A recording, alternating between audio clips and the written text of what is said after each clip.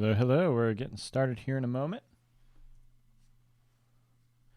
And we are live. Welcome to another Composer Symposium. And I am looking forward to it. So I'm just going to go ahead and put it out there. Start posting your questions, and we will dive into those shortly. And while I'm waiting for people to show up, I figure maybe it's a little fun to play some music that I wrote. So here we go.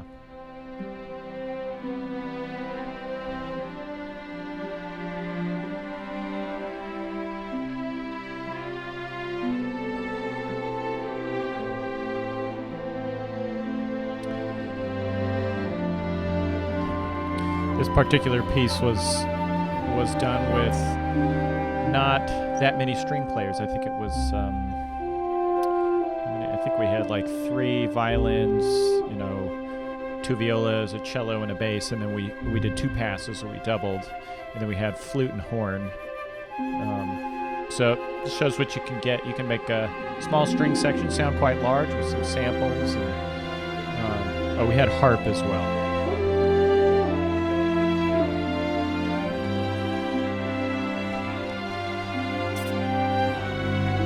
Hey, Henry, I see you there. This is just something I wrote. Hey, Michael, welcome.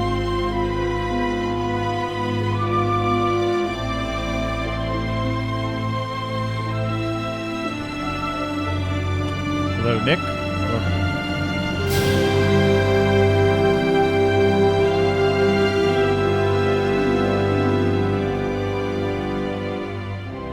Yeah, I just thought it'd be fun to start the show with something I wrote. So if you're just joining us,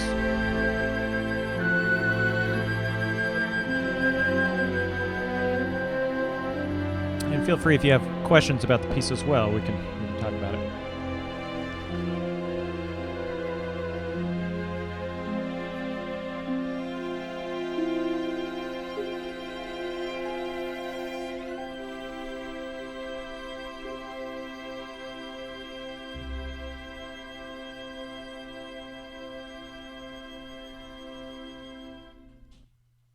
So there we go. That was, we did, I can't remember how we did it. I think we did a practice run, and then we did 2 passes. So I think we had 3 takes total, but the first take, basically we did 1 pass, and then we overdubbed it for a second pass to make it sound like a bigger string section. So if you're wanting to dive into that, we can dive into that as well. But might as well start us off with the formal introduction. Hello, everybody. I'm John Branningham. I run artofcomposing.com, and I do these symposiums weekly so that you can ask me questions about music and composing and just about anything in general. It's just a good way for you to grow as a composer, for me to grow as a teacher and a composer as well. So, this week has been a good week for me composing-wise. I'm working on a commercial and still finishing up a short film, and I've been doing a lot of sketching on my own symphony, and I feel like I've got some thematic ideas that I actually like, which is nice. A lot of times I find I write something, and I have to work at it. I have to mold it into something more, but occasionally I'll sketch out a theme and I'll like it really from the beginning. And so I feel like I've had a couple of those this week. So it's going to be hopefully moving along a little bit faster now in the symphony. And let's go ahead and dive into questions. So I see Clark has asked a question here. He says he's having a hard time getting his music played. People aren't usually interested in playing unheard of pieces by unheard of composers. Well, Clark, that is the $1 million question. How do you get everybody to want to play your music? I think in a sense, it may be easier to find people that are already listening to music, that the kind of music that you write. I mean, I don't know what your goals are musically, but to put something out in the world, just to write something and leave it out on SoundCloud or YouTube, or to, maybe even get it published by somebody, is going to be, you're leaving a lot off the table, versus if you were to, say, find the places and the people that are already attracted to that kind of music, and to start really small. You don't need 1 million people listening to your pieces, or even 1,000 people. To get 10, 15, 20 people to really fall in love with your music is a great start, because that's how you start the ball rolling. That's how, people start sharing, and you get some emotional feedback from people to drive you to get better and to continue composing. It's the same concept for having a website like Art of Composing, where I write articles. I wrote articles about things that I know people wanted to know, because I wanted to know them. It was a similar, I had this itch to scratch, and I was finding that there wasn't all that much out there in the direction that I wanted to go, and so I put it out there. But the audience starts small. I didn't start with the site that I've got. I started with the site that I have, but I didn't start with the audience that I have. I had to build it slowly over time.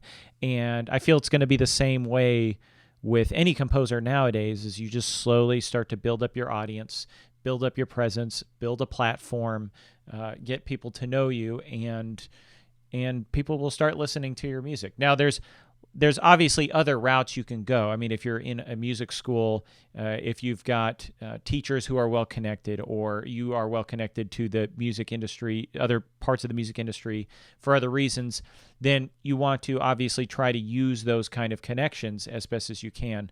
But I think the big problem that everybody faces nowadays is there's so much noise out there. There is so much music being created. I mean, I don't know what the statistics are for the amount of music being created every minute, but I'm sure it's ridiculously large.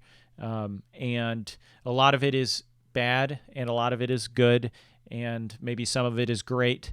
And that's okay. That's just the nature of reality right now, with the internet, with everybody being able to publish and be a creator on their own.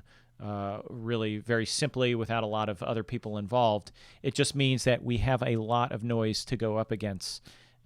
But that's okay. If you're doing good work, I believe the cream will rise to the top. You may not become super famous. You may not be the next Beethoven or whoever, but you may have a following that's good enough for you to make a living, or at least continue pushing yourself. So hopefully that gets you in the right direction. It's a tough one. It really is. So let's see.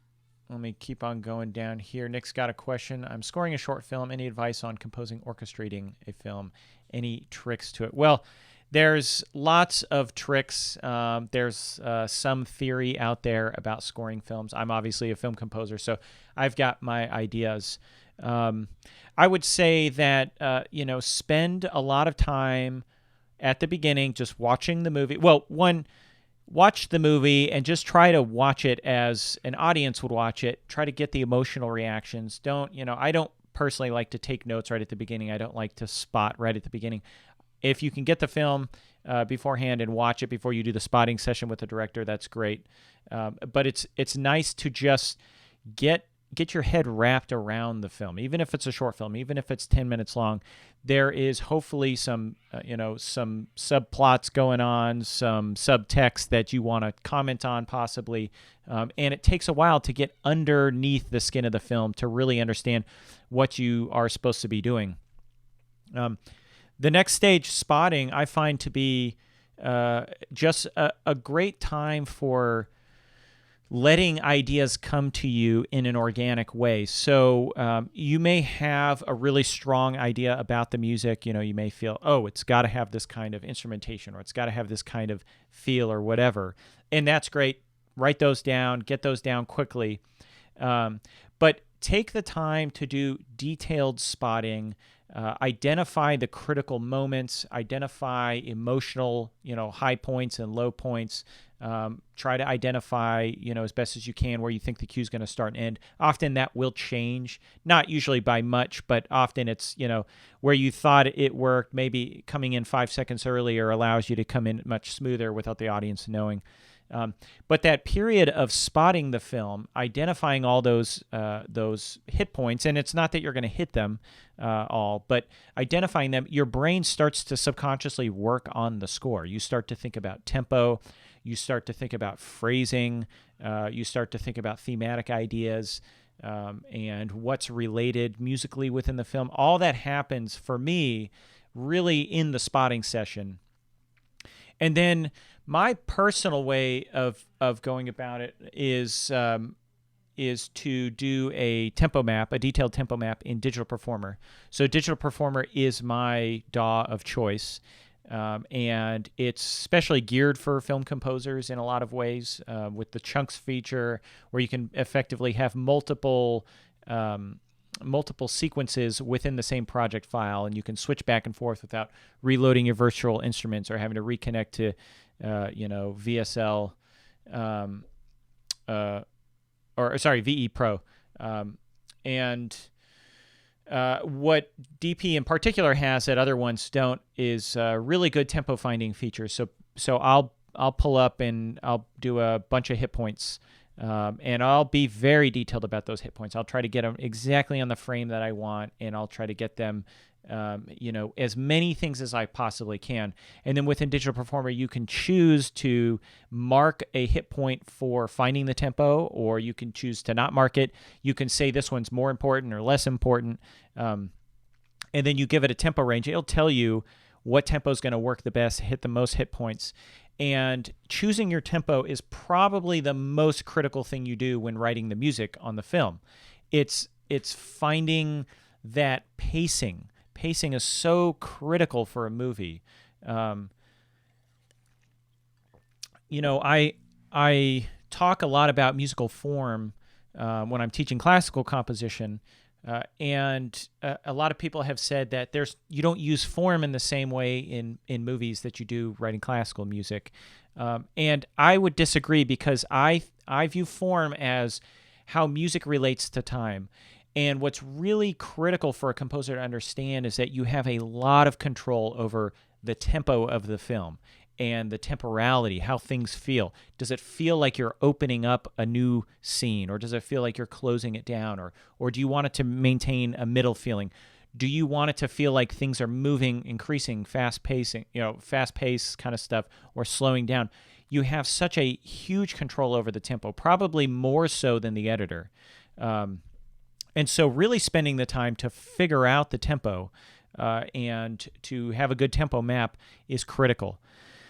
From that point, what's great about Digital Performer, and I can show you an example here, is that you can export sheet music, right? So I'll set up my cues with my hit points, with tempo markings, with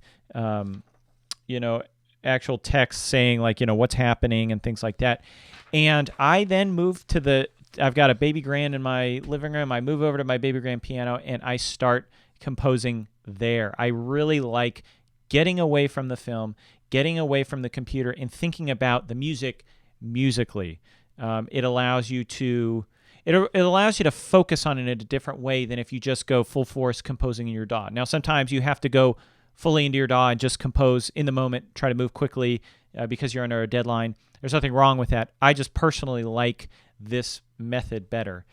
From this point, I'll move into Sibelius, where I usually like to, expand my score into a full score, and then from there, I'll print out my score and I'll perform the parts back into Digital Performer. So that is my process for scoring a film, and then of course, fine-tuning, tweaking, back and forth with the director. I mean, there's all that stuff too. There's usually, anywhere from 5 to 25 rewrites, depending on the importance of the project, what you're trying to accomplish, how critical they are of your music, that kind of stuff. So yeah, it's a lengthy process, and I just say try to find a process that works for you, that you really enjoy. I really enjoy this stage, probably this and the orchestration stage the most. fine-tuning, tweaking can sometimes be tedious. Mixing your music I didn't start composing to be a mixer. I've got some skills and I know how to mix now, but it's not my thing. It's not what I really love. So I love this middle part, and that's why I try to make it a big part of what I do. And as you can see here, I generally do, when I'm doing this stuff, like a 2-line sketch, because I feel like I can fit most of the information that I want. A lot of this is just the initial sketching, getting the ideas down. I'll probably fine-tune before I fully orchestrate. I'll fine-tune a slightly bigger sketch in Sibelius, but hopefully that gets you in the right direction for your score. Let me move on to another question. This is Clark again. Do you have any advice on how to get your stuff out to people who would be... Oh, maybe that was kind of related to the original questions. So let me move down here to Sammy Vision. So let's see. Are there any particular tips or tricks for composing songs that are intended to be sung or have lyrics put to them? Well, I am not a songwriter, so take this with a grain of salt. Just off the top of my head, though, one... your voice is limited in terms of how acrobatic it can be. If you're writing for a violin, it can, all over the place, right? But a voice, unless you're a really highly trained professional, may not be able to do that. So conjunct melodies, right? Stepwise melodies, not very leapy. I mean, you can have leaps, but you have to be careful about them. And that's why we study traditional counterpoint, in a sense. We're trying to make lines that work together, but we're also trying to make lines that are singable, right?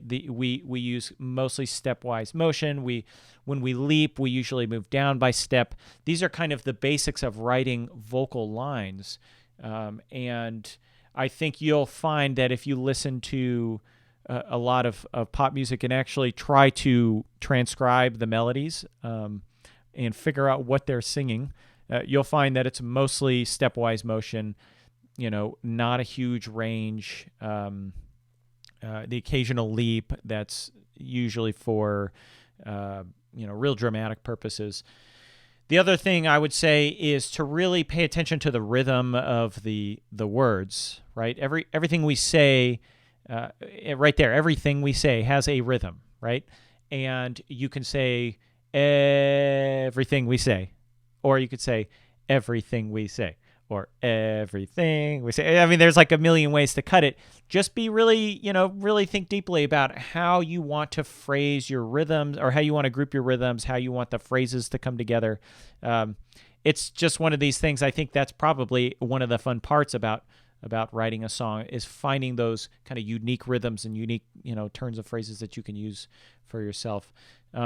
The rest of it, I would use established song forms. I would stick with things that are traditional, what people expect a song form to be, AABA kind of stuff, ABAC, or, chorus verse kind of things. And you could look up song form all over the internet. So yeah, like I said, take that with a grain of salt. I don't consider myself a songwriter per se. I've thought about getting into it a little bit, but I don't consider myself much of a lyricist. So maybe I need to hook up with a lyricist and we need to do something together. Okay, let me move on here. Let's see. I think it's Denise or Deniz. I'm not sure. I have difficulty in developing my ideas, not in the sense of common period, and we have a lot of arguments with my teacher. Which pieces would you recommend for thematic transformation? I'm not quite sure what the question is really about here. I think maybe you're looking for models of how to develop your piece.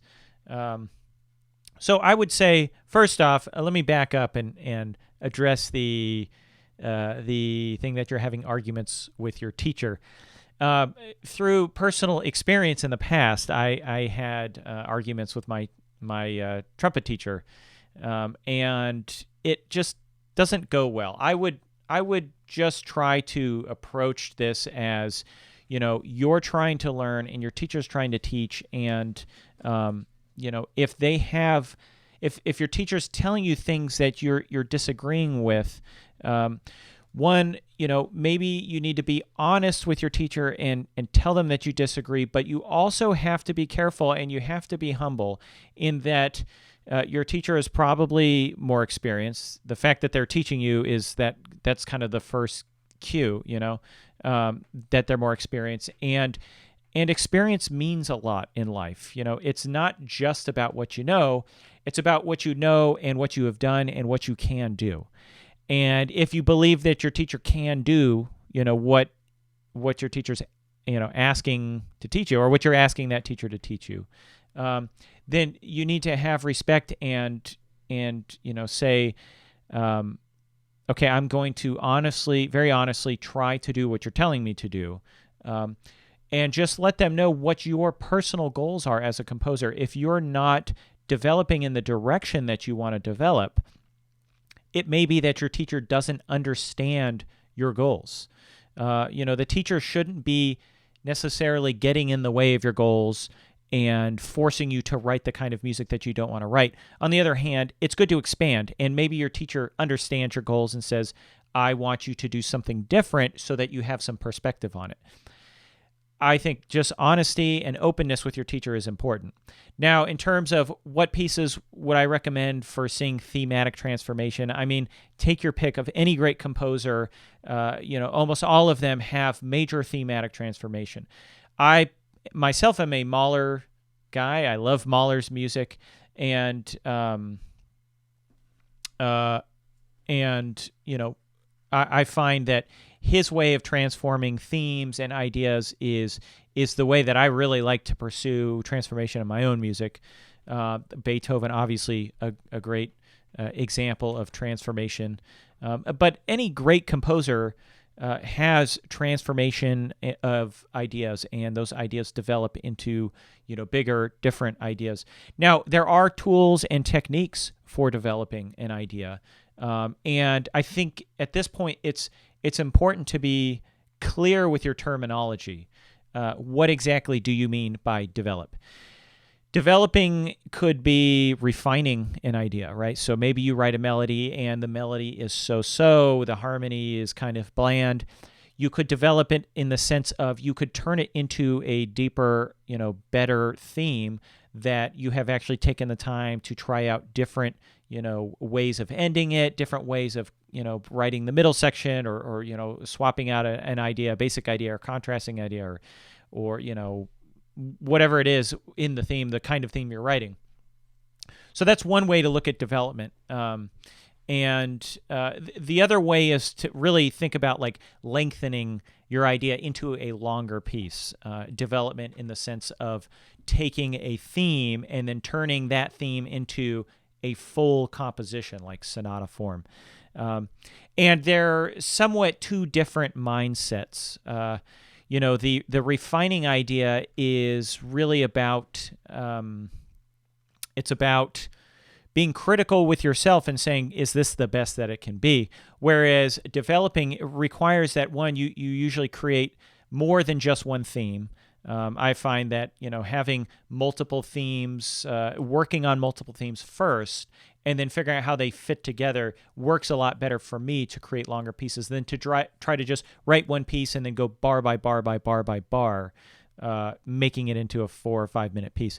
I find that writing a main theme and subordinate theme and then connecting the dots in a transition to be a much more manageable way of doing it. Now, one of the biggest tools that I've got are called loosening techniques, and they are, these concepts have been around forever. I got them from William Kaplan's book, and I think he may have been the one to tag them with the name loosening, because he really looked at themes as tight-knit or loose. Tight-knit themes are usually normative, 8 measures, even 4-measure phrases kind of stuff, whereas looser themes tend to be asymmetric, tend to be much longer, tend to be a little more harmonic obscurity or ambiguity. And these loosening techniques are actually very approachable. They're quite easy to do. So you take a basic idea, and in fact, why don't we jump over to Sibelius for a second? So let's write something. We'll just We'll just do this really simple.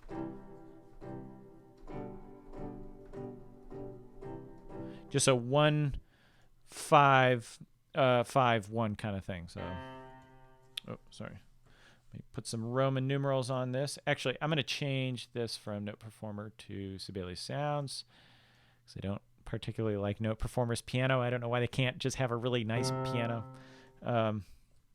Okay, so 1 5 5 1. So, and once again, it seems sometimes maybe like a cop-out, but I don't personally believe it is, to do something like a chord tone melody, right? So we can start on 5 like this, then we can go maybe 5 3 there. Let's see.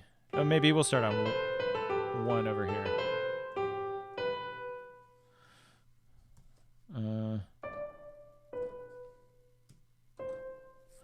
Okay, and then so right here is just plain boring.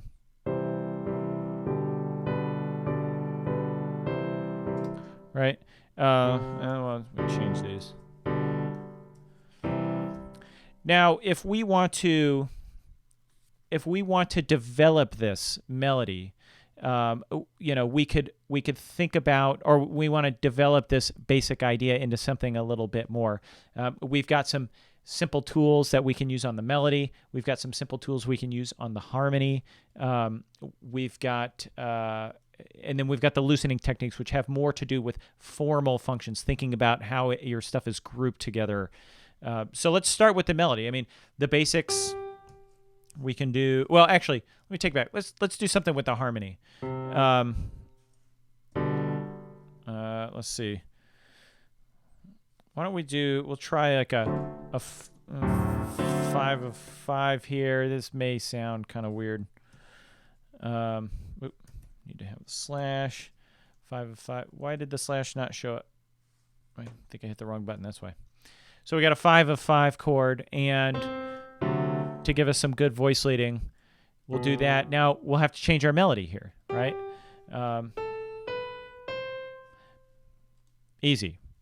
I just changed my melody. I'm not connected. I'm not tied to anything here. This is just composing. You can change your mind instantly. So don't feel like you've got to hold on to what you've got, and if you don't, you're not a real composer. So now that we've done this, let's listen.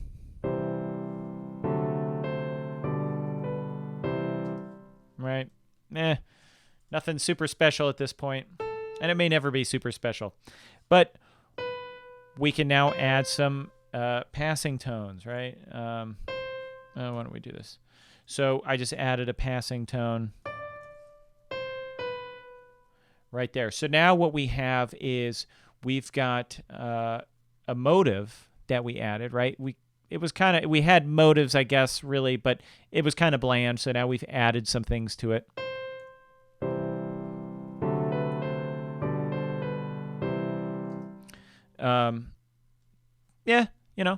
Now what we've got we've done a little bit of melodic development here, a little bit of harmonic development, but now we want to do some formal development. So if we are writing, say, a sentence, we're going to have a repetition of the basic idea. Now, right there, that's why computers can be great sometimes, but also very dangerous. I hit R, and it repeats it. Now, this is an exact repetition, which maybe is not the best way to go about it. Let's listen.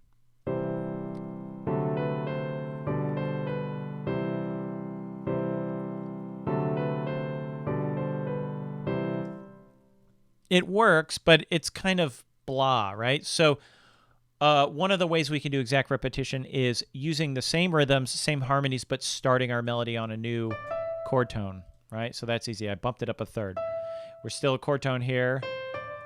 Now here, this is a non-chord tone technically, but we could make it a 5. I should have put 5 7, or it's an inversion, but we'll call it a 5-9, right? This is a 9th of D. So chord tone, if this is a 7th, right? Don't have to put that there. But now let's listen to a simple tool of melodic development, just changing the chord tone that you start on, keeping everything else the same.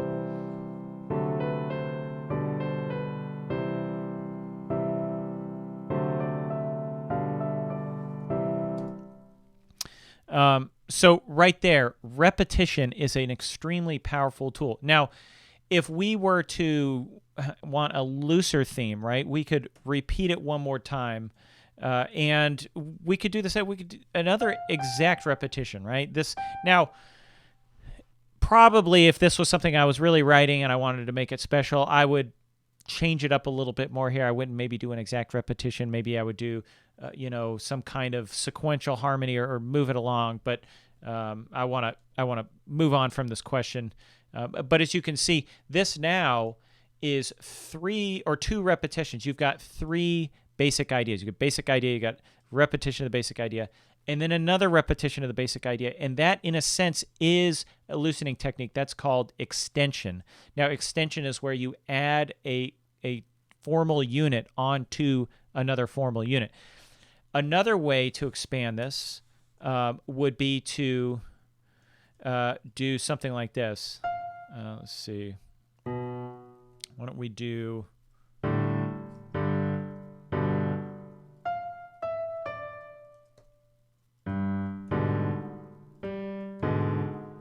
All right, just going up by half step there. What I did here is expansion. Turn this into whole notes. And I took an idea that was 1 measure and I made it like 2 measures, basically. This one's a whole note, but I expanded within an idea. So the difference between extension and expansion happens within an idea, within a phrase. You can expand a phrase that's a 4-measure phrase to a 5-measure phrase. Whereas extension is you take a 2-measure idea and you add another 2-measure idea on top of that, right? You add another formal unit. So let's listen to this now.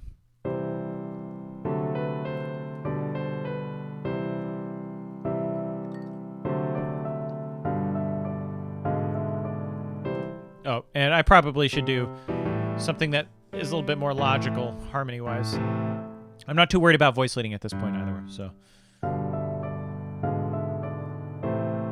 Right? That was a form of development in the sense of I've made my piece a little bit longer. Now, in my sonata form course, my 201 course, I go over all the loosening techniques.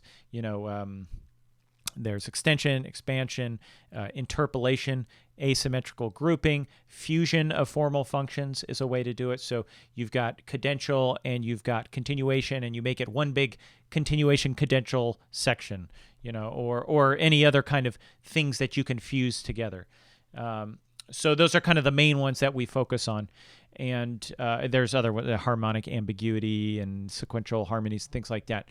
And then also in my 101 course, we go a lot more into like how to use harmony on the small scale within these themes, and in particular melodic development. So we have all sorts of tools that we can do melodically. We can anticipation right there, right? I developed my idea from, the original idea to, right? That was just one little technique. It didn't take a lot of brain power. I just had to remember, I can do anticipation. Or I could do, a turn. I could do an arpeggiated thing. Now, some of these aren't going to necessarily be the most elegant solution for right now for this piece. This is just a show, but...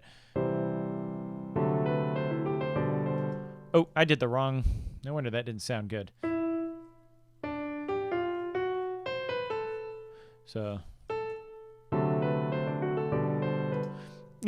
doesn't sound that great there. There's other times where, doing an arpeggio works. Usually it's into kind of a bigger thing. So maybe something like over here. Let's see.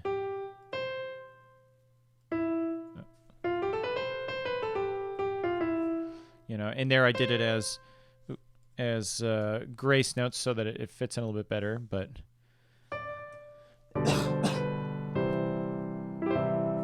All right. That's just one way to develop a melody. So there's a lot of these ways, and that's what I put into my music composition 101 course, and then obviously the loosening techniques, formal development, how to write in sonata form, how to write a piece that's 4 or 5 minutes long. That's what my 201 course is all about. So if you're really interested in that stuff, check it out. It hopefully would help, and I hope that was the right direction. I did see your comment here that they are philosophical arguments. Everything's a philosophical argument, kind of. So I was just saying that from my own perspective, looking back on having some run-ins with teachers, that it just pays to be open and to not be offended by things. If you feel like your teacher has it out for you, chances are they don't. Chances are it's just you going over things in your mind. But it can also develop in a negative way. So just be honest with your teacher, and I'm sure everything's going to work out fine. It sounds like you guys are friends. You're not having issues or anything like that. So let me move on to another question. That was a good question. I liked it. Let's see. Give me a second. Okay, this is from Charles. When using chords against a melody, should you adjust your melody if needed to allow for chord tones on beats 1 and 3? I think this is active tones for music composition, or from Music 101. Yeah.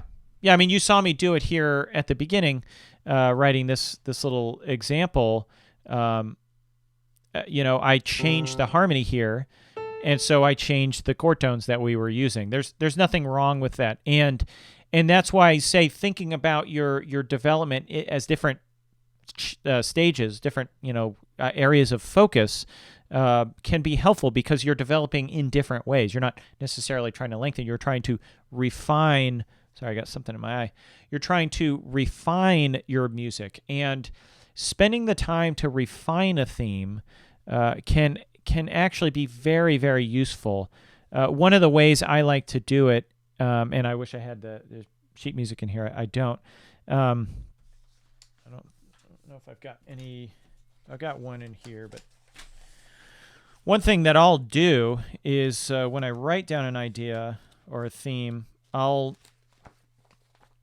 let's say I'm doing it right here, right? Let's say I've written this and I like it, but I don't like one aspect of it. I may write some dashed lines going down, and that way I know that I'm thinking about replacing that material. So if I've got this thing right here, and I say, okay, I want to try something different within the same thing, I'll do dash lines going down. And I don't care about being messy on my sketch thing. So yeah, I went through another line. That doesn't really matter. This just tells me that it's like, hey, I'm refining my music right now, and this is a possibility. I can work it out in different ways. So yeah, definitely change anything and everything that you want to change, especially at the beginning. If you're writing a symphony and you're not 100% happy with the theme, I would really spend the time to make sure that you like your theme, because if you're going to be developing your entire symphony off of that theme, you don't want one little, like quirky note that's like, to find its way through 20 minutes of music, and then you decide, I think I want to change that to this note. Work out those ideas early. And the process of doing that, you start to understand your music better. You get to, what I like to say, you get to know your piece, right? You get to know your theme. You know your piece when you reach the end, and you can make judgments about the beginning and the middle and what needs to come and what needs to go, what needs to change. Well, it's the same with your theme. When you write your theme, if you spend time refining it, you really get to know it. You get to understand where are the high points and low points, and what's the potential. Okay, let's see. MaxAvi36 asks, is it okay to have a melody in the bass? Yes. Yes, it is. That's a simple one, but yeah, obviously, you can have a melody anywhere. You can have a melody in the timpani if you wanted. So it just is, if it's what you want as a composer, then do it.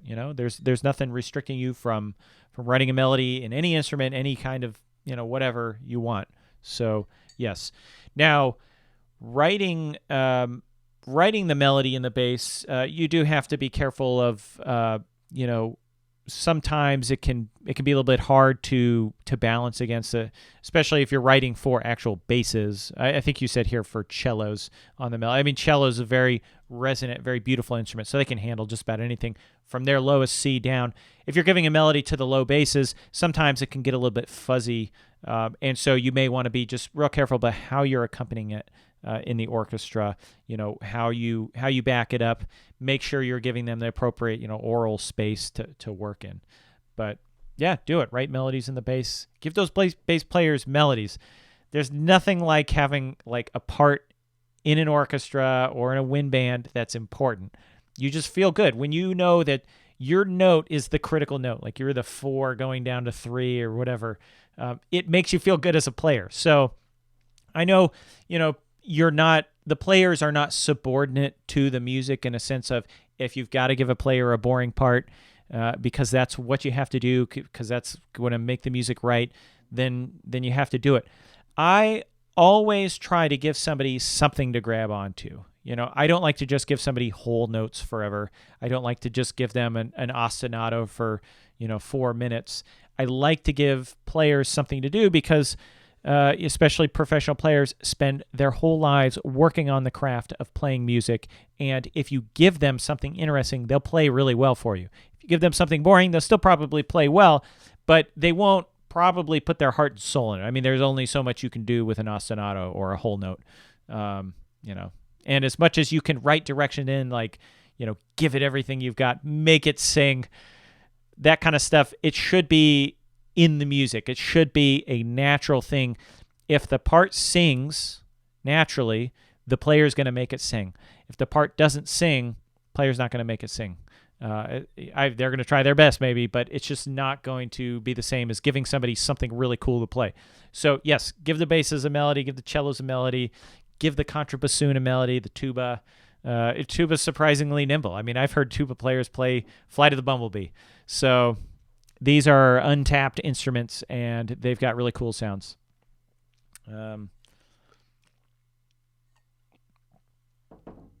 Yeah, now, let's see. Well, I think that's basically it. Let's see. Charles looks like he's got another question. I saw you said not to hold on to the melody, but I like mine sometimes. I write the melodies first. If you like your music, yeah, use your music. When I say don't be afraid to throw something out or erase it, whatever, I'm assuming that you don't like it. If you really like what you wrote, keep what you wrote, unless somebody, like a director or something, you're doing a film score says, it's just not working for me, then you gotta chalk it up to that's the job. But if you're just composing music for yourself, just to put it out there, or, it's classical, it's a commission, and you've got full control, and you like what you wrote, keep what you wrote. There's no problem with that. Okay, so let's see some more questions here. I've gotten down to the bottom of the list here, so go ahead. Yeah, type in your questions. I think these have been some really good questions,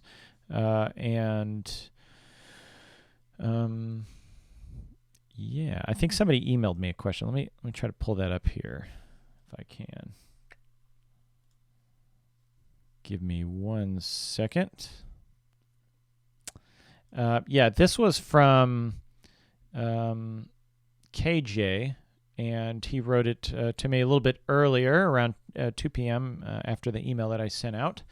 And he had a question about quantizing. So he is doing piano, or he's got piano vocal sketches, and he's working with a co-composer, and they're doing orchestration for, it looks like to be some kind of opera. And he's having issues with quantizing and how to enter his music properly so that, he can give a good product. My best answer is that the DAW, it sounds like he's composing in his DAW. I'm not sure what his DAW is, but it is not the best environment to compose. You're looking at MIDI piano roll most of the time.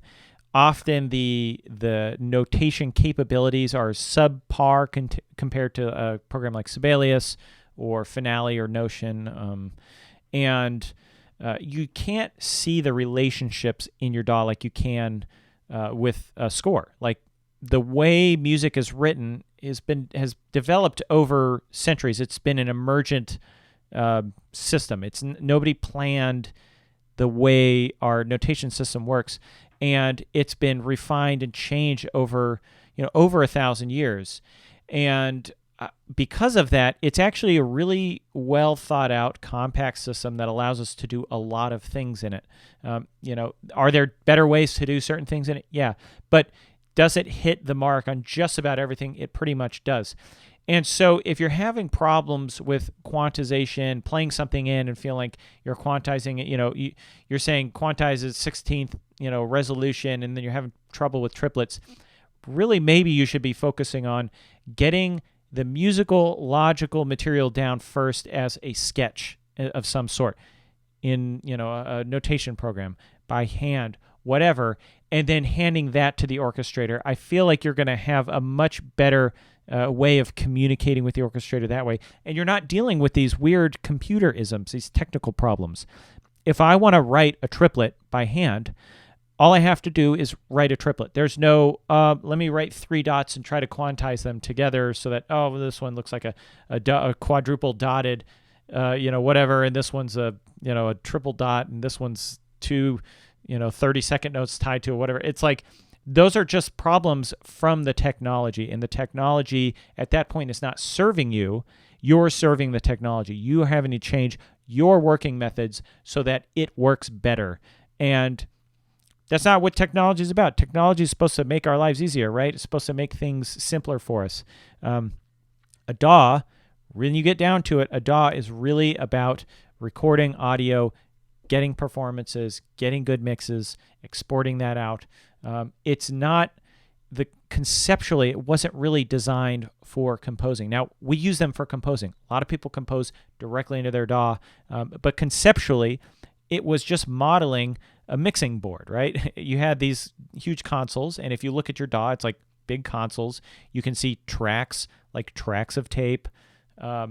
You've got the piano roll, which as much as everybody loves the piano roll, it's over 100 years old. It was invented for player pianos. Like this technology is not really cutting edge all that much. Now, there's a lot of cool plugins and all sorts of cool stuff you can do with it, but that's just something to keep in mind. So hopefully that points you in the right direction. As far as what resolution to quantize, if you're still going to do it that way, I would select specific ranges to quantize. And if there's a triplet, don't select that. Quantize that different. Quantize that as a triplet. Usually in every DAW, there's the ability to do that. So hopefully, and there's also step entry. You can do step entry. If you're playing in ideas in the moment, you press record, you're like trying to get the idea down. I just find that that's not the best way to get my ideas personally. And then I don't have to deal with those ideas of quantization. So let's see. Let me move on here because I have some more questions. Do you ever revise works you've already composed? If so, how do you know which version is ultimately better? How do you know for pieces that you have control over when to let go? Well, generally, I don't go back and revise unless I have a specific reason to revise. Like, for instance, if I'm using it for something else, let's say I wrote something and I want to use it in a score, or let's say I want to release, a different version of a score that I did, and I want to make it more appropriate for performance or something. That may be a point to revise. But I generally, for the composing that I've done, I haven't gone back and revised all that much. Now, it makes sense if you're a composer that's written a couple symphonies, you're getting a lot of play, and you wrote your first symphony 10 years ago, and there's some technical issues with it. Maybe there's some balance issues. Maybe you've learned a lot more about orchestration or whatever. Then, yeah, you can go back and you can revise. And a lot of composers go back and revise their works, some, decades after they originally wrote. And there's nothing wrong with that. I would hope that if you're going back and you're revising, It's for a reason, and to say which one's better is maybe not the best. If you know for a fact, like, you've got to change 4 things because they're always a problem in performance, then the new one's going to be better, right? If you're going back and you're saying, I want to revise this, so instead of a really large orchestra, it would work with a chamber orchestra, then it's a value judgment. Better is a value judgment, and you don't necessarily want to say one is better. It's just different. It's like Adagio for strings versus, the Adagio for strings for string quartet that Samuel Barber originally wrote. He wrote the original string quartet, right? And then he revised it for string orchestra. Which one is better? I don't think either one is better. I think they both have, they tug on your heartstrings a little bit different. I think I like the string quartet one. It feels a little bit more intimate. It feels somewhat, a little more raw. But obviously the one for string orchestra is very powerful, very moving, and that's what we heard in the movie Platoon, right? So that's a kind of revision that you can do. I guess what matters most is, why are you going back and revising? Do you have a purpose for it, or are you using it as an excuse to procrastinate because you don't want to write something new? Maybe ask yourself that. You don't ever have to officially let go, like you ask in the question. You could always just say, yeah, I'll come back to that and I'll revise that in the future. And whatever you got to do to keep moving forward and write new music, because ultimately, if you spend too much time revising, you're not developing, you're not creating more and more. And that's, I think, a very useful thing for composers, just to write a lot of music. I've been forcing myself to try to write more music, more themes every day, and I feel like it's paying off. I'm getting more ideas. I'm happier with my ideas. I'm exploring different kinds of harmonies and things that I maybe don't always do. So yeah, keep moving forward. Let me move on. Let me move forward to another question here. Let's see. Charles said here, I developed a piece on the piano first and then learned how to notate it in Notion software. It was awesome to actually work it out on the piano first. Yeah, I think you'll find that if you spend some time getting down to basics, pencil, paper, piano, guitar, trumpet, whatever you want to do, and you get to what it is, where the rubber meets the road as a composer, you thinking up notes in your head and you getting them down on paper. It's actually it can be a very pleasant experience, especially if you just kind of let go and say, I'm just going to write. One exercise I did the other night, which I don't know, I think it's in one of my other books here, but I did stream of consciousness composing. So if anybody's ever heard of the concept of morning pages, right, where you're supposed to sit down and write 3 pages, of stream of consciousness writing, where you just keep going, you don't stop, you don't take things away, you don't, fix whatever, you just write. And it's kind of to clear your head, to clear your creative spirit. And I was like, well, why can't I do that with music? So I just said, I'm going to just write like a page of music, just try to go as much as I can, just get ideas out.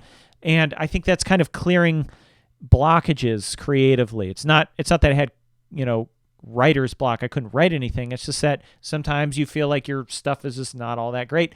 And part of it is just working your way through the bad material, working your way through your garbage. And then occasionally something nice pops up. So yeah.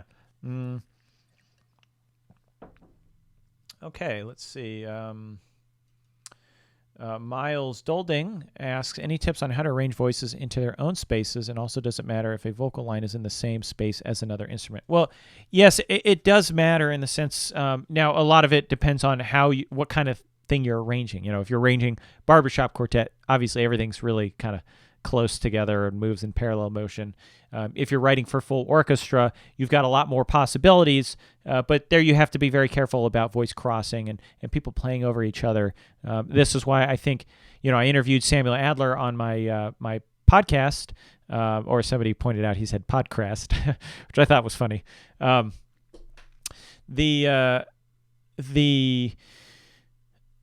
was I? Oh, I asked him, what is good orchestration? And he said, transparent orchestration. And it got me thinking. I think transparency is kind of further down the mental chain of what you're talking about.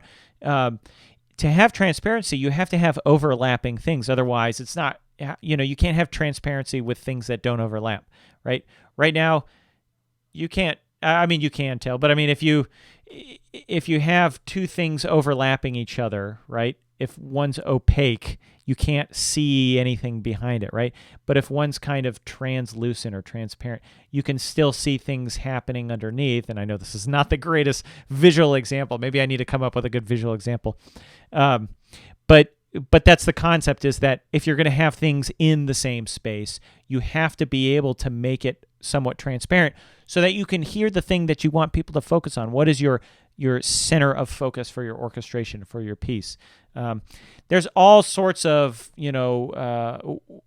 guidelines for how to think about blending, how to think about timbres and which timbres stick out the most in your ears. And I honestly, I can't get into everything here in the symposium.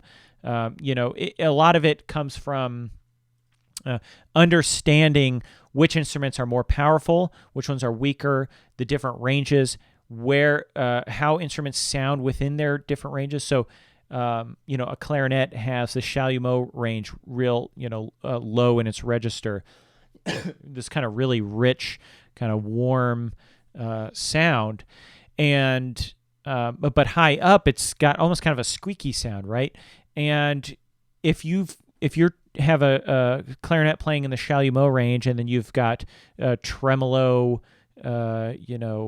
violas and cellos all kind of playing in that same, it could be a bit muddy, right? Whereas if you had the clarinet playing that squeaky register up there, and you had violins playing the same thing, it'll probably stick out a lot more. You'll be able to overlap. You'll still have that transparency. So understanding how all the timbres really interact and work in a real live setting makes a difference. And it's the same if you're writing for a band. It's the same if you're writing for a vocal ensemble. Understanding how things blend, how they stick out, how they fall back is critical. And that's a huge focus for me right now personally. That's where all my studies going with orchestration stuff, because I'm creating my orchestration course, and blending is a big part of that. One of the critical elements that I'm identifying personally for how do I conceptualize my orchestration, and it's something that I think is not talked about all that much, is having a focal point, right? A center of focus. And it's something that if you can get your head wrapped around it, I find to be very useful for orchestrating. Because when you're presented, you've got musical material, you're presented with what seems like an endless array of options for what you're going to do. But if you can identify in your music, what is it that you want the listener to focus on at any one point, right? It may be an accompaniment texture. It may be a melody. It may be somewhat of a kind of an onomatopoeic moment, right? Like a crash, whatever, thunder and lightning, however you want to conceptualize it, as long as you can identify what it is that you want people to center their focus on. It doesn't mean you don't have other things going on. It's just, where is the core element? You can then make choices about the timbre of that focal point, and by identifying those timbres and identifying that focal point, you can make much more educated decisions about the supporting timbres, the supporting textures, right? How you have the other elements of the orchestra working at the same time. And so that's the concept I'm working on, is the focal point. And it really does help to I think, personally, for me, it brings clarity to these ideas of foreground, middle ground, and background. We've got a lot of these terms that go around with orchestration, and in a sense, sometimes it's hard to put into practice. Why is something foreground or middle ground or background? What makes it that way? Why would you choose to have something middle ground? And I think thinking of it like this, what is the actual thing in the orchestra? What's the melodic line, or what's the texture or the timbre or the thing that you want the listener to go, oh, I'm hearing that right now. Oh, I'm hearing this. Their attention's going to be all over the place for the whole thing, and you don't have total control, but you've got some control. Thinking about that, you can really start to have a logic behind your orchestration. So let me back up here. There's some more questions coming along. Let's see. Gregory's asking if I've got time. I talk about the piece I played at the beginning of the creation, realization process of it. So that was something I wrote now, let's see, I was about 3 years ago. It was when I started the UCLA film scoring program. And that was in our Intro to Orchestration class. We had certain restrictions. So one, it couldn't be longer than 2 minutes. And I knew that we had string section, harp, horn, and flute.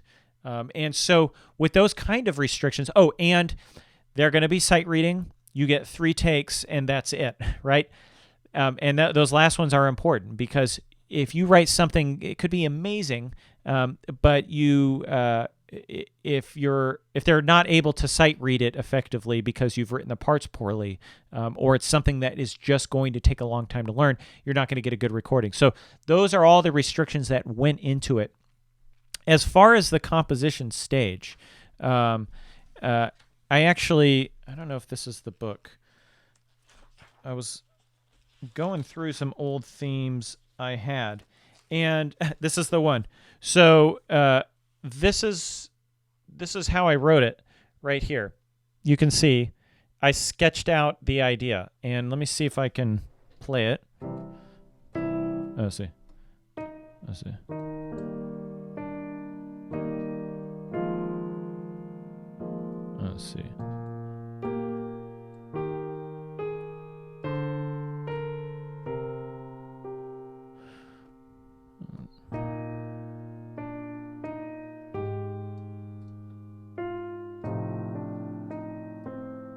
That's all I wrote.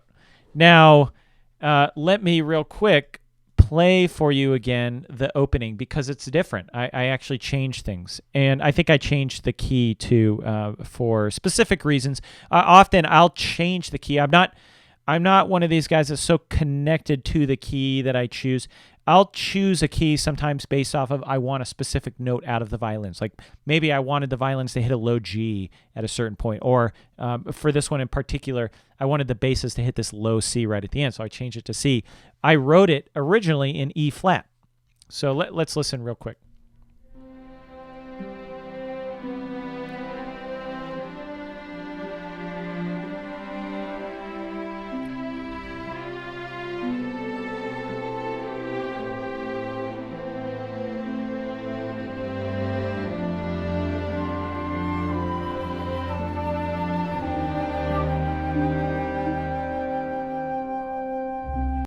So that's what I started with, and you can see I didn't sketch out on paper anything more than those opening ideas, and as you write here, it seems like I was thinking linearly.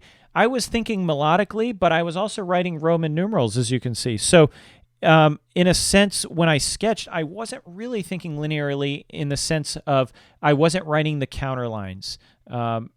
But those are critical aspects of the music, and that was the refinement process. So after this, I took it into Sibelius, and I had Note Performer, and that was my mock-up in a sense. That's as far as it went was Sibelius, and I went from this, 1, 2, 3, 4, 5, 6, 7 measure sketch to the rest of the piece. Now the middle section here, I knew that later on, and this is part of my thinking too, is I knew that that I wanted a big kind of cadential buildup, right? These Mahler-esque big chromatic buildup. And let me go here, find it.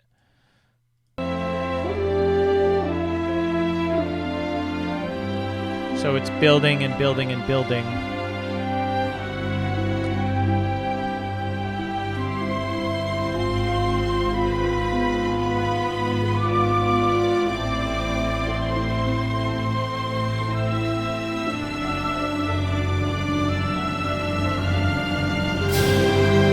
To a big cadential 6/4 right there.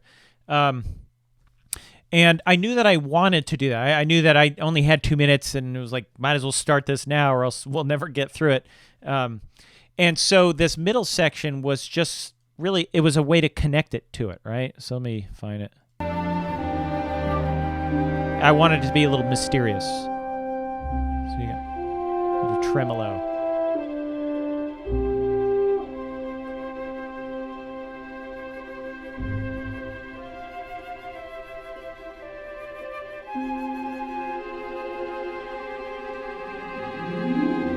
There we make it, and that's one of the. That's how I like to compose. I like to go to my focal points musically, right? A rhetorical kind of like, where am I going with this, and then connect the dots. I've got a thematic idea here. I've got where I want to go over here, and I've got to find something that works in the middle, and that's kind of what I like to do. So that was my process. Now from there, it's just a matter of nugging it out. You got to work your way to the end, and there's no way around it.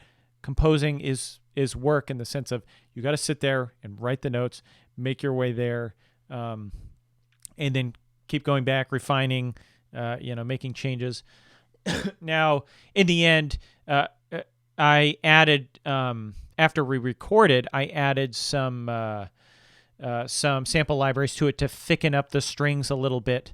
I also added some horn chords at the big moment just to give it a little bit bigger sound. And obviously, I added the timpani and the cymbals too. So, but the flute and the horn and the other strings were real. So yeah, that was the process of composing that, and I still love the piece. It's one of these things. I don't think there's anything wrong with going back and listening to your music and enjoying it. If you are not writing music that you enjoy, I think you're going to burn out. And so I occasionally like to turn on some of these things, especially the ones I've got recorded from the film scoring program, and listen to them again and just really think of like that was a fun, enjoyable process to go through. So yeah, let me go ahead and keep moving down.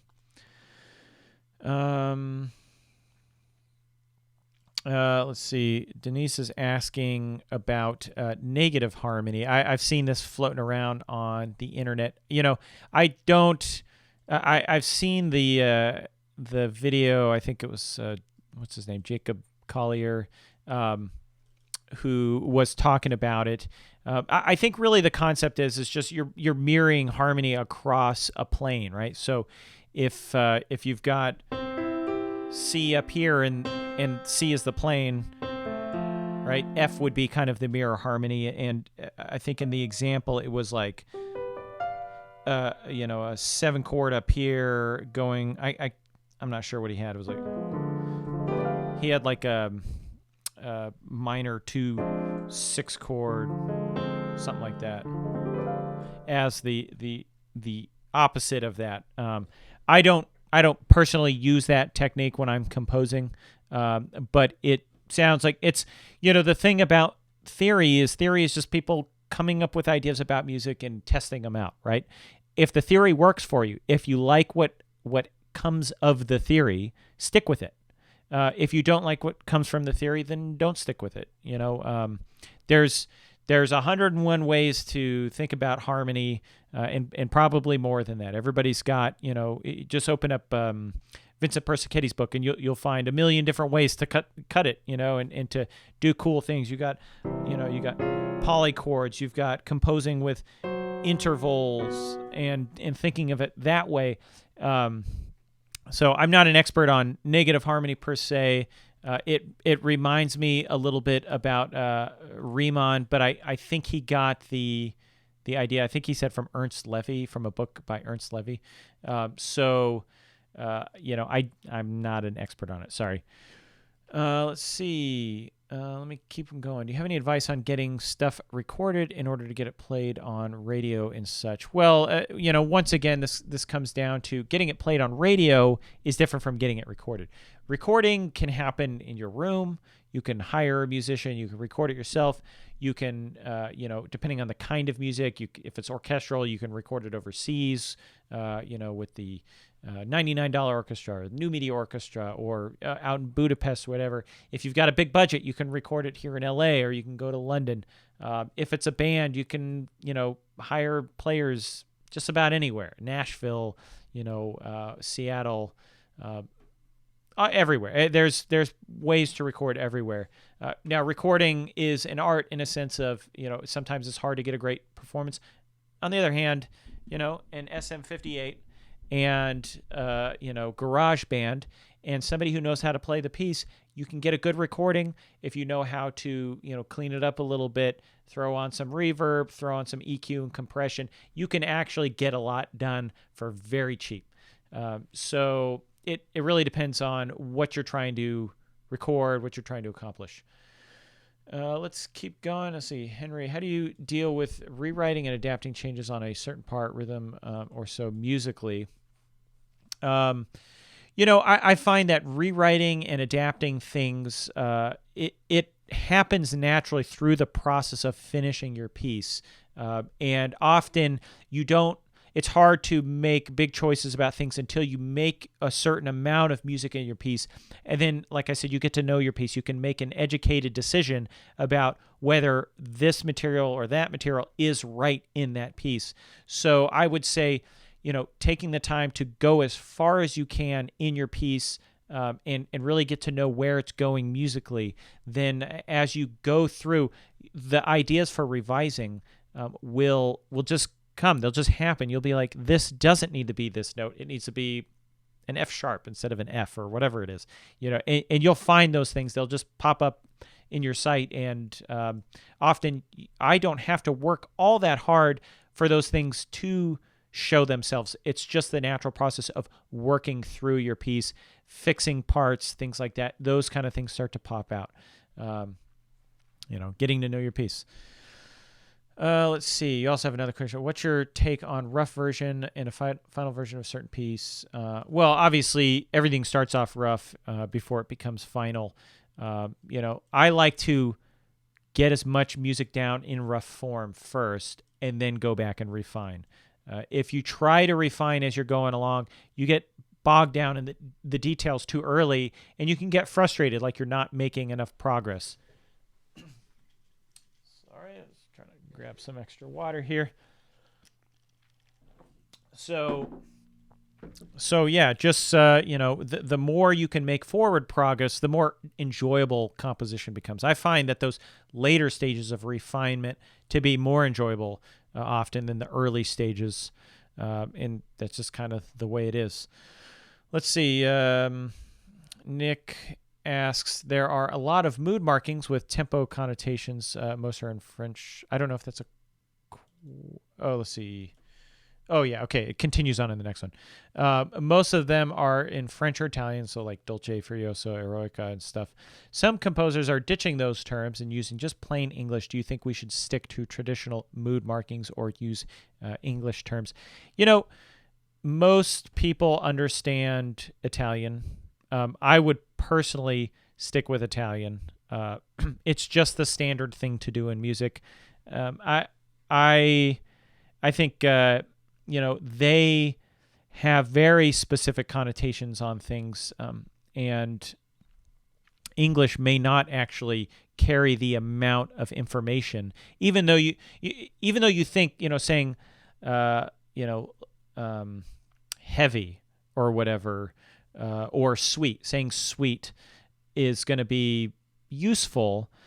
Saying dolce, I think, is just going to carry a lot more musical memory for a player, because they've probably seen 100 pieces that say dolce and maybe one or two that say sweet. So I personally like to stick with traditional Italian terms on things. I don't speak German, I don't speak French, and I don't tend to use German or French in my scores, just Italian. But I also put metronome markings because tempo, like I said, tempo is a critical thing. And with some, with a classical piece where it's not that critical in terms of the entire length, what's pulled and what's pushed, and that obviously you want to leave that up to interpretation for a conductor in a group playing it. But to give them a metronome marking on critical tempo points, the starting point, or when you have major tempo changes, I think is just smart to do, so that nobody's confused about what you actually wanted. So yeah, I mean, if for some reason you're not able to do what you need to do with an Italian term, then by all means write something in English if you have to describe it.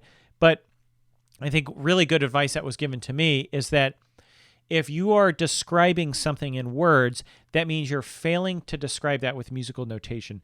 You should be able to tell them with musical notation.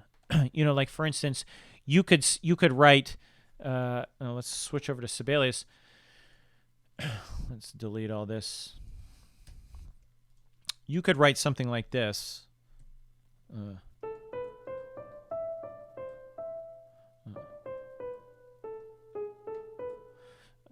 Okay, right? If I write something like that, and then I say, play mischievous, I can't even remember how to spell mischievous, something like that. Play, whatever. Somebody help me out here. How do I spell mischievous? Let me check in Google real quick. With an I, there we go. So now okay. Play mischievous, right? There we go. That was a little bit embarrassing.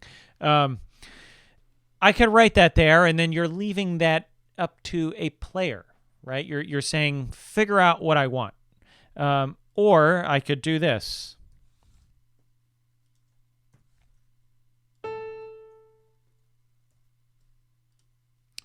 Let's see.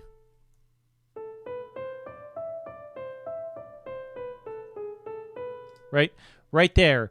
I knew that really what I wanted, what mischievous means could mean something completely different to you or to me. But what I wanted was staccato pianissimo.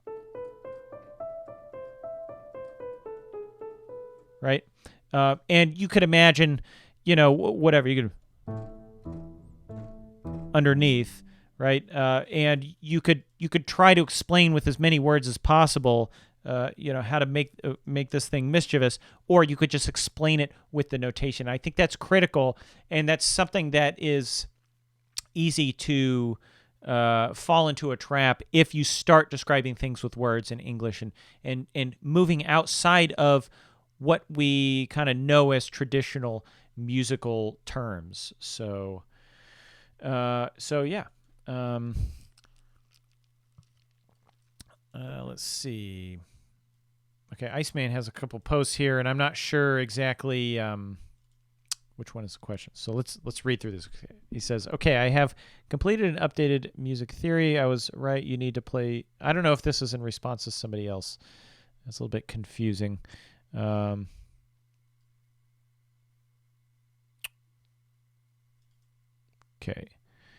Iceman, if you have a question, please just write it in like one thing, and that goes for everybody too.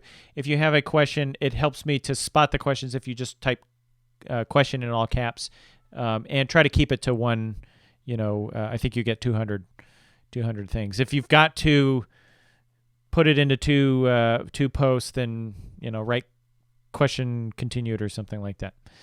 So yeah, if you've got that question, then you can rewrite that. Let's see. Jessica asks, do you have any tips as to how to write pieces quickly? Yeah, the best thing that I know to write something quickly is to set a timer and to have a deadline, right? So they both kind of work in the same way. I will... and I scrolled down. I see everybody posting mischievous. Thank you. Unfortunately, there's like a delay when you guys type and when I see it in the chat and when I say stuff here. It's a little bit annoying with the live stuff. But yeah. So I would, if you want to write quickly, I would say challenge yourself to sit down, put a time limit on it, and put a limit on what you feel like you have to write, right? So for me, a great exercise is to say, I'm going to write a piece in small ternary form, which normally works out to, about 12 measures, right? So you've got an 8-measure theme, or actually it could be, a little bit longer than that, depending on how you do your contrasting middle and your recapitulation. So I guess it would actually probably be more normatively 16 measures, because 4 measures is kind of what you minimally need in your contrasting middle for it to kind of feel like its own area, right? So setting 16 measures is probably a good goal, and to say that you're going to write all 16 measures within 30 minutes, and you're going to get to the end of that. And I find that when I do that, I actually usually like what I write, and I write very quickly when I do that. Now, there's a lot of little tricks and stuff that I like to do while doing that. Like, for instance, if I'm repeating something, I'll just either do a little repetition sign, or I will, what I've been doing recently is if I have an idea, I'll give it a letter, and I'll start numbering the bars. So here, let me switch to this. You can see I wrote A1, and then over here is 2. This just tells me that A is itself a thing, right? And within A, there's 2 measures.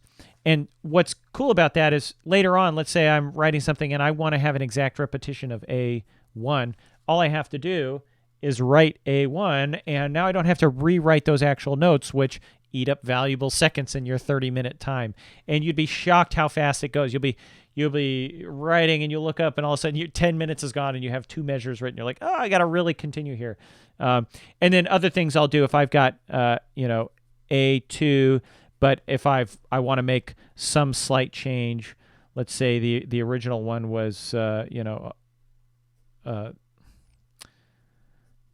something, I'll write a variation on it. I'll call it 2.1. And I'm just trying to come up with logical systems that allow me to write quickly, to understand what I'm writing. In a way, I look at sketching as a mnemonic system, right? A system for you to remember what you wanted when you were actually thinking of the music. And so you don't have to think of it as, I have to write every single note exactly how it is. I just need to be able to remember what I wanted, but I need to be secure in remembering what I wanted. And this is a way to do it. There's other little tips and techniques that I've got, but that's kind of a main one. So, other things, obviously, practicing composition allows you to compose faster as well. The more you do it, the faster you get, because you've got these tools, these techniques, the things like we talked about at the beginning, the melodic development techniques, the formal development techniques, understanding how to use harmony properly, how to modulate, and not have to spend 10, 15 minutes working out a modulation. That allows you to compose much faster. So practicing your composition every day is critical to that. Okay, let me keep on going down. Let's see. Iceman has rephrased his questions. Let's look at that. Okay, he says, question, not really, in parentheses, so we'll see. It was a comment directed at everyone, if it helps them. Need to play 2 or 3 relative major notes to form a structure and heart of all music. Listener confused if you do not. Thank you. Do not need to play 3 relative major notes in any specific order or time, as long as they are in the first 4 bars. Okay, I'll just leave that there. I'm not really sure exactly what you're asking. So thanks for posing your question, though. Okay, well, it's 6:22. We're about an hour and 20 minutes in, and I'll probably be stopping this at 6:30. So let me go ahead and tell you about my courses, Music Composition 101. If you are just starting out composing, or you've been composing for a while and you feel like things are kind of floating around, you're not really sure how all the dots connect, I highly recommend checking out Music Composition 101. It's my fundamentals course. I go over everything. I go over melody, I go over harmony, I go over form, accompaniment, how to develop your melody, and how to make your piece work together really as a whole. It's about, I think, 11 hours of video, many lessons. I've got a full workbook. Check it out.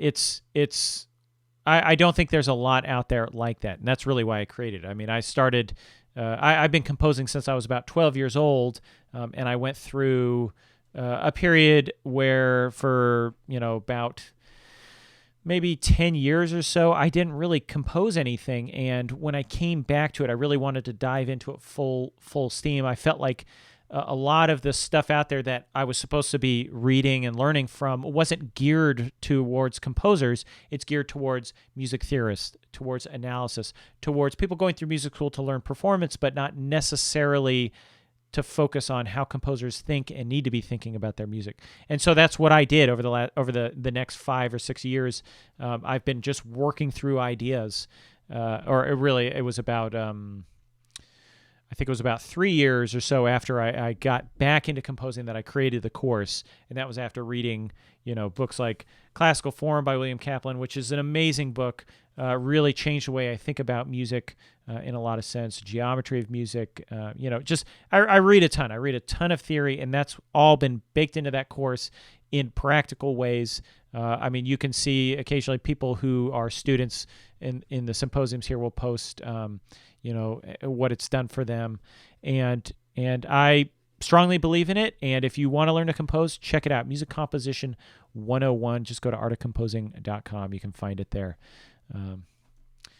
Okay. Well, thanks everybody. I apologize if I didn't get to your question tonight. Feel free to email it to me beforehand. Next week, we're doing a Saturday morning symposium, so it'll be 11 a.m. Pacific Standard Time, and I am going to be having my friend Tim Schmaltz, who is a film composer out here in Hollywood, and he's going to be joining me. And so it should be fun. It'll be a little bit different. The two of us, maybe we'll be sitting on that couch, and I won't be up here typing and doing Sibelius. So it'll be a good time to ask him about his process.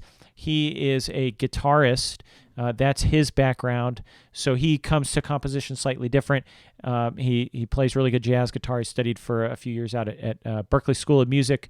And yeah, he's probably my biggest sounding board musically. Like I call and chat with him all the time. So I was like, hey, why don't you come on the symposiums, and we can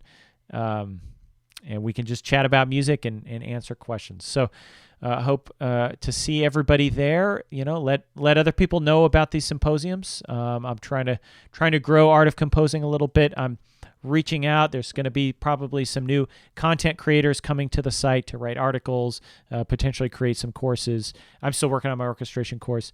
But yeah, I just ask you, share the stuff, share the podcast, the blogs, the symposiums, tell your composer friends about the courses, and compose. Sit down, do the work. Oh, let me look at the camera.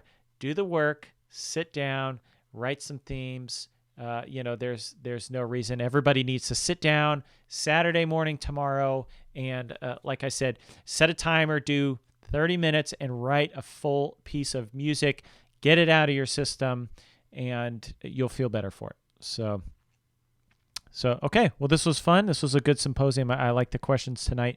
And think of your questions and send them to me for next week. I will talk to everybody later.